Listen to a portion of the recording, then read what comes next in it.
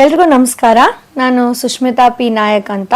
ನಾನು child psychologist ಆಗಿ work ಮಾಡ್ತಾ ಇದ್ದೀನಿ ಮಾರ್ಗ ಯಲಹಂಕದಲ್ಲಿ. ಇವತ್ತು ADHD ಬಗ್ಗೆ ಮಾತಾಡೋಣ. ADHD ಅಂದರೆ attention deficit hyperactivity disorder ಅಂತ ನಾವು ಹೇಳ್ತೀವಿ. ಅದರ ಲಕ್ಷಣಗಳನ್ನ ಹೆಂಗಪ್ಪ ಕಂಡುಹಿಡಿಯೋದು ಅಂದರೆ, ಮೇ ಬಿ ಅವರು ಯಾವುದೇ ಒಂದು ಕೆಲಸ ಮಾಡುವಾಗ ಫೋಕಸ್ ಮಾಡೋಕ್ಕಾಗ್ತಾ ಇಲ್ಲ, ಕೇರ್ಲೆಸ್ ಮಿಸ್ಟೇಕ್ ಮಾಡ್ತಾ ಇದ್ದಾರೆ, ಶುರು ಮಾಡಿದ ಕೆಲಸ ಫಿನಿಷ್ ಮಾಡೋಕ್ಕಾಗ್ತಾ ಇಲ್ಲ, ತುಂಬ ಎನರ್ಜಿ ಬೇಕಾಗಿರೋ ಕೆಲಸ ಬೇಡಪ್ಪ ಅಂತ ಅವರು ಮುಂದೆ ಹಾಕ್ತಾ ಇದ್ದಾರೆ, ಅಥವಾ ಅವ್ರಿಗೆ ಇಂಟ್ರೆಸ್ಟ್ ಇಲ್ಲದೆ ಇರೋದು, ಅಥವಾ ಒಂದು ಸ್ವಲ್ಪ ಮೆಂಟಲ್ ಎಫರ್ಟ್ ಅಥವಾ ಒಂದು ಸಸ್ಟೈನ್ ಮಾಡೋದು ಬೇಕಾಗುತ್ತೆ ಒಂದು ಎನರ್ಜಿ ಅಥವಾ ಅಟೆನ್ಷನ್ ಅಂದಾಗ ಆ ಕೆಲಸ ಮಾಡೋದು ಕಷ್ಟ ಅಂತ ಅನ್ಸೋದಿರ್ಬೋದು. ಈ ಥರ ವಿಷಯಗಳು ಬಂದಾಗ ಮೇ ಬಿ ಅವ್ರ ಅಟೆನ್ಷನ್ ಸ್ವಲ್ಪ ಕಮ್ಮಿ ಇರ್ಬೋದೇನೋ ಅಂತ ನಾವು ಗೆಸ್ ಮಾಡ್ಬೋದು.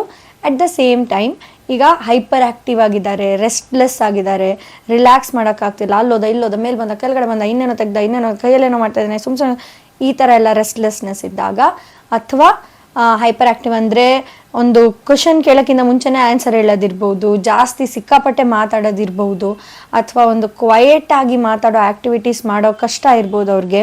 ಸೊ ಈ ಥರ ಒಂದಿಷ್ಟು ಲಕ್ಷಣಗಳು ಕಂಡಾಗ ಮೇ ಬಿ ಹೈಪರ್ ಆ್ಯಕ್ಟಿವಿಟಿ ಅನ್ನೋದು ಒಂದು ರೋಲ್ ಪ್ಲೇ ಮಾಡ್ತಿದ್ದೇನೋ ಅವರ ಒಂದು ದೈನಂದಿನ ಚಟುವಟಿಕೆಗಳಲ್ಲಿ ಅಂತ ನಾವು ಊಹಿಸ್ಬೋದು.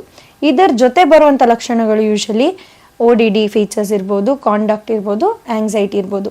ODD ಅಂದರೆ ಏನು? ಅಪೋಸಿಷನಲ್ ಡಿಫೈನ್ಸ್ ಡಿಸಾರ್ಡರ್ ಅಂತ ಹೇಳ್ತೀವಿ.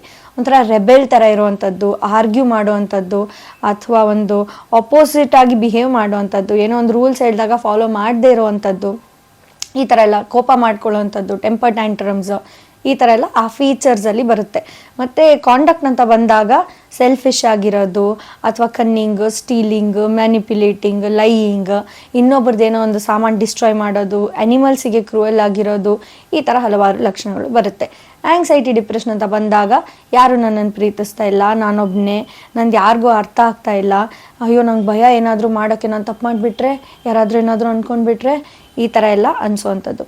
ಬಟ್ ಇದೆಲ್ಲ ಲಕ್ಷಣಗಳು ನಾರ್ಮಲ್ ಆಗಿ ಎಲ್ಲರಲ್ಲೂ ಒಂದು ರೇಂಜಿಗೆ ಇರಬಹುದು.